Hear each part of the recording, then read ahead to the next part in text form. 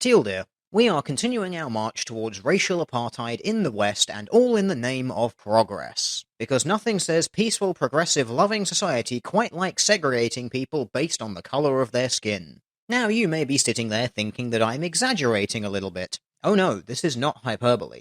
You may recall all of the recent bullshit happening at Missouri University, where groups of black students used a bunch of anecdotal or outright fictitious evidence in order to oust their white system president from his job, and then demanded that the university start hiring people specifically for the colour of their skin over any actual qualification that they might have, and start throwing money in their general direction in order for them to help push this particular plan forward, otherwise de racist. So in an attempt to distance itself from the extremists and racists within their ranks, some Black Lives Matter campaigners held a protest at Berkeley University, marched themselves straight into a library and started chanting, "Fuck you, you filthy white fucks, fuck you and your comfort, fuck you, you racist shit," clearly demonstrating that at no point in their college university has anyone introduced them to the concept of irony.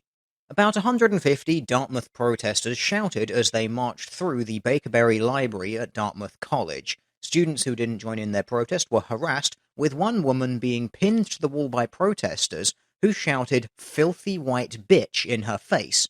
Students who were seated were told to "stand the fuck up, you filthy racist white piece of shit."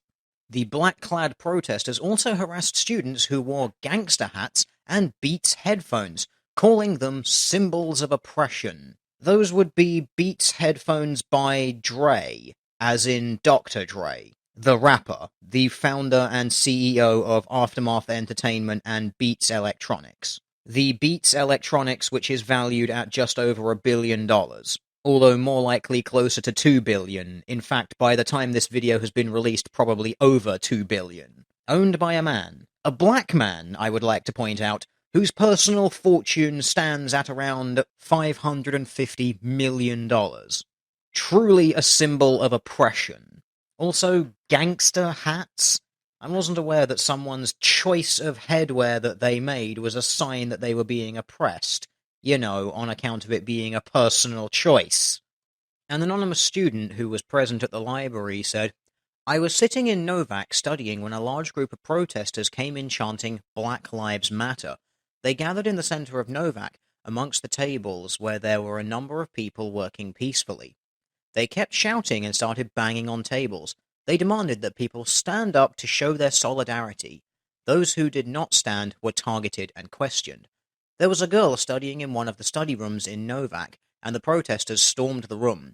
She closed the door on one of the protesters, which resulted in rage from many protesters. The girl then exited silently through the crowd while protesters screamed at her, calling her a white bitch. At one point, the protesters crowded around a guy sitting on his laptop and stared at him, screaming at him, "If we can't study, you can't study," clearly failing to realize that the only reason that they weren't able to study is because they were too busy shouting at white people. Well, surely it couldn't have been that bad, right? Black Lives Matter! Hey! Black Lives Matter! Hey! Black Lives Matter! Oh, well, sure, they're being really vocal, but it's not like they're getting all up in people's personal spaces and harassing them, right? Hey! Black Lives Matter! Now, do you think Black Lives Matter? Oh. You see, Black Lives Matter people, this is why people have a really hard time viewing your movement sympathetically. It's because you look like a bunch of raving racial supremacists. Because every time anyone sees your movement on film, it looks like this. It is our duty to fight for our freedom! It is our duty to fight for our freedom! It is our duty to win! It is our duty to win! Black Lives Matter! Hey! Black Lives Matter! Hey! Black Lives Matter! Power! Power! Power! Power! Black Lives Matter! Black Lives Matter! Black Lives Matter! Black Lives Matter! Because whenever someone shows up with a megaphone and a chanting mob, that's when you know they are ready to have a civilized conversation using empirical evidence, objective data, and some logical reasoning skills.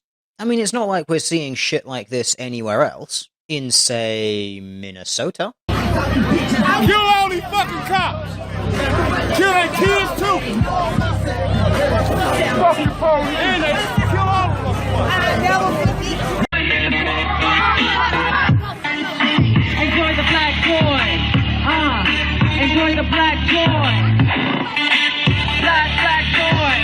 Yes, that is a protest that's been running for about 6 days now. A man beating his wife, assaulting an emergency medical technician and a police officer gets shot by a police officer, and this is the appropriate response. Block the street outside for several days at a time, be loud, obnoxious, start throwing bricks and shit all over the fences of the compound, injuring police officers and damaging cars, and start threatening people and twerking in the middle of the fucking street. All things that have been repeatedly and historically proven to start calm, open dialogue.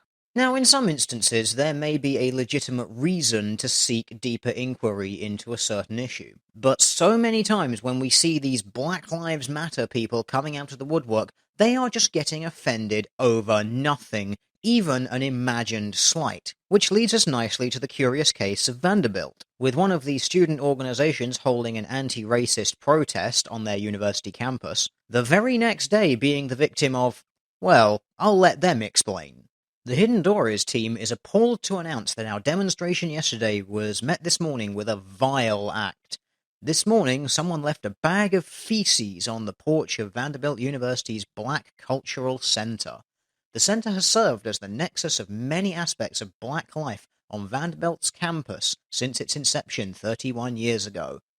The violation of a place that in many ways is the sole home for black students is deplorable. As many of us sit in grief, recognize that these types of actions are what we speak of when we note the reality of exclusion and isolation of students of color, and specifically black students on our campus. This act has hurt many and will not be received lightly.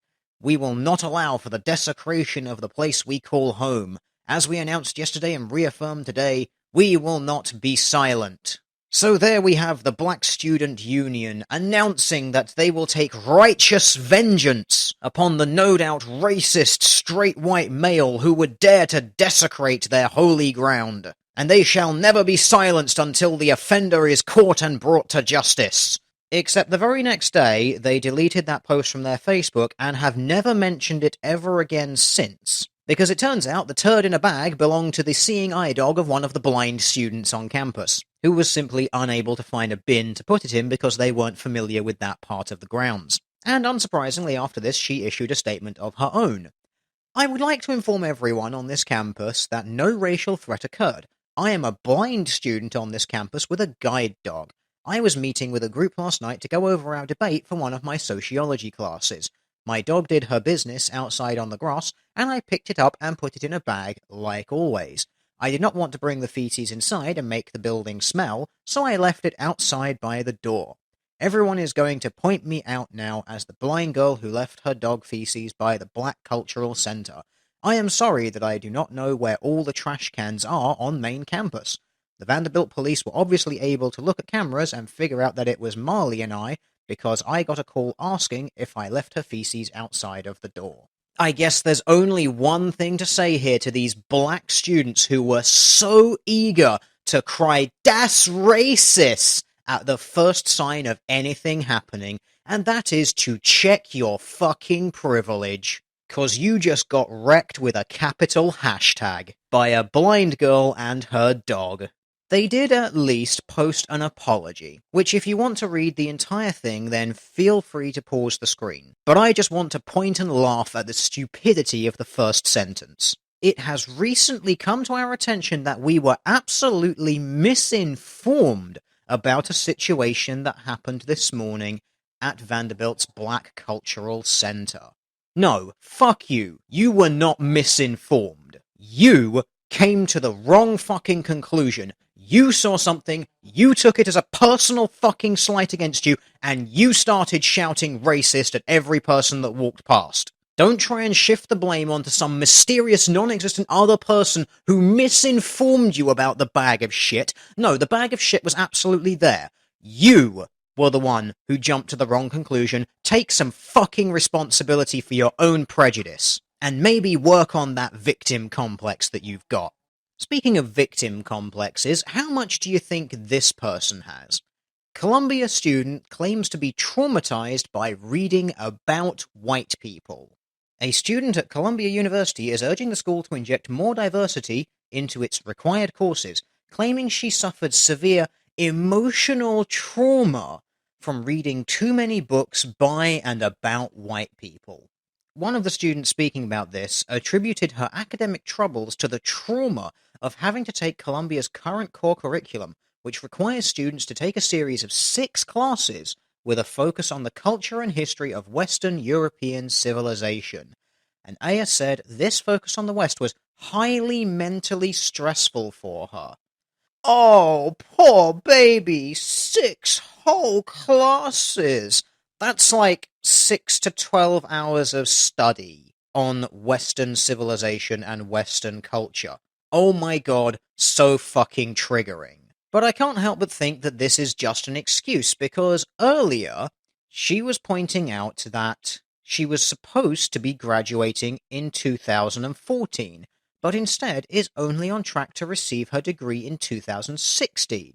This, according to her, demonstrates how hard it has been for me to get through this institution. Yes, because reading about white people has been so traumatic for you that it means you're going to be graduating 2 whole years later than you should be. Here's an idea for you. Maybe you're just shit.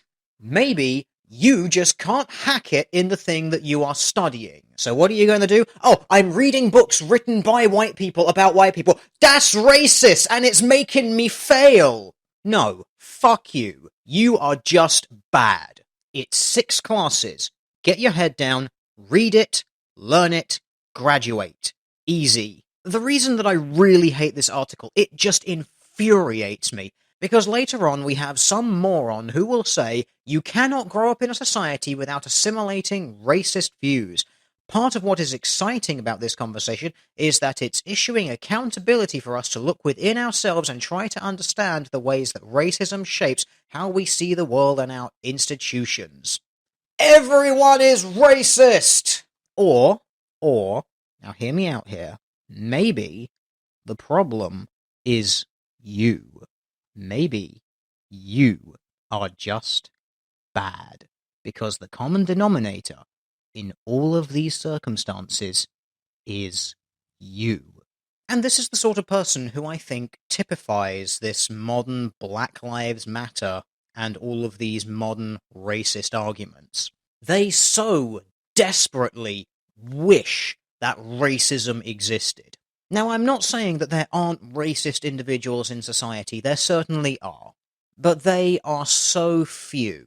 The kinds of racism that these people wish for, they pray for, is the kind of racism that existed 100 years ago. They genuinely wish that in society today we had white men who would just walk around calling all black men boy and bitch slapping them if the black guy doesn't end every sentence with the phrase yes sir or yes massa.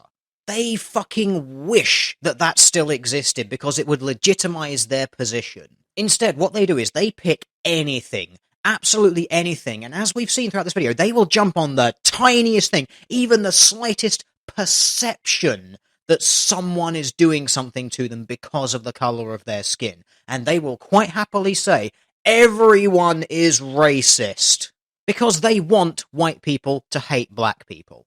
And they are going to make it happen. And they're going to make it happen by acting like the most obnoxious, spoiled, entitled children that they can.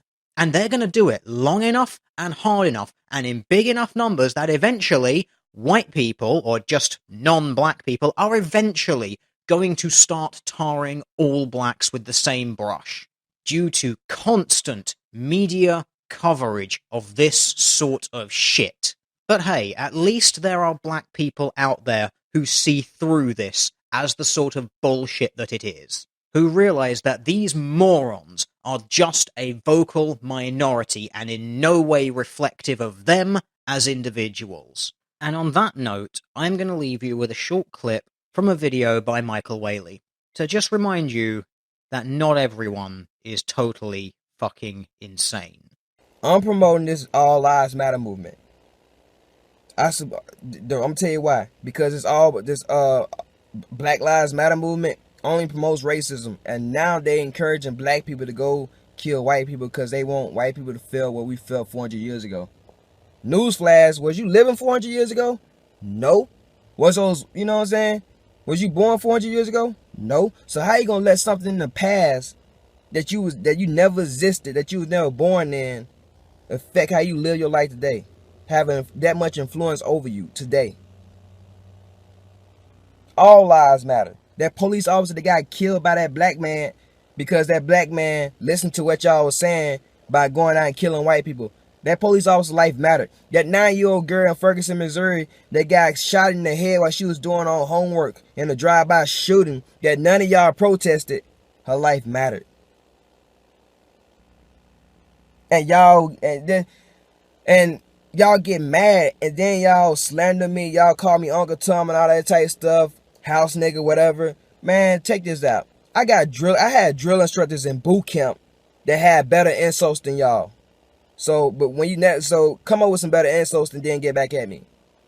And I'm telling you the reason why I don't have a lot of black supporters. The reason why I don't have a lot of black supporters, I'm telling you the God honest truth. The reason why I don't have a lot of black supporters is because black people can't accept the truth about themselves. Black people admitting to the truth is like them snitching on themselves. And black people have this no snitching rule. So I'm not going to have them in black supporters because they can't openly admit the truth. They're going to deny till they die.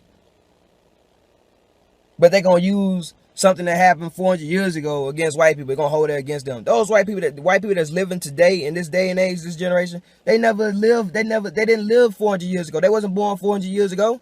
So how you going to blame them for some stuff that happened 400 years ago that they was never born, that never existed on this planet? How? That is so crazy. All lives matter. Okay, check this out. I'm gonna tell you something. Let me tell you something. Y'all talk about black people been fighting for our civil rights and stuff like that. White people fought for our civil rights also. But you know what I'm saying? Before y'all start throwing stuff out, do research. Okay, let's talk about. Do you know about the three civil rights activists that got killed in Mississippi?